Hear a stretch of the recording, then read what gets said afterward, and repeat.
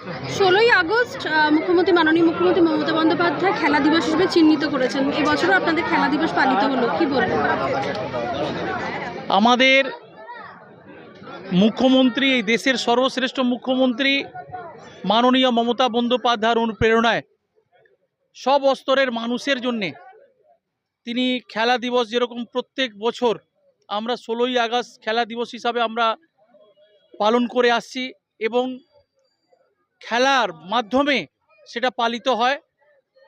এটা আমি গর্বের সাথে বলি যে না, এরকম একজন মুখ্যমন্ত্রী যিনি হচ্ছেন এই দেশের সর্বশ্রেষ্ঠ মুখ্যমন্ত্রী, যিনি সব স্তরের মানুষের জন্য করেন, ভাবেন এবং তিনি সবাইকে একটা পরিবারের সদস্য হিসাবে নিয়ে চলেন। আজকে মঞ্চ থেকে দেখা গেল যে জুনিয়র ডাক্তারকে হত্যা করা হয়েছে, যে মর্মান্তিক হত্যা, সেই হত্যার প্রতিবাদে কিছু মানুষ আজকে যে মমতা বন্দ্যোপাধ্যায়ের মোরালি থেকে র্যালি ছিল, উনি হেঁটেছেন, আপনারাও দেখলো সভা মঞ্চ থেকে ওনার করলেন, হত্যার শান্তি কামনা করলেন, কি বলবেন? দেখুন, এই হত্যাটা খুবই মর্মান্তিক এবং যে দোষী সে শাস্তি পাক। আমাদের মাননীয় মুখ্যমন্ত্রীও চাইছেন যে কঠোরতম শাস্তি পাক, সে ফাঁসি হোক, যত তো মানে সব থেকে বেশি যে কঠোরতম শাস্তি সে পাক, ফাঁসি হোক।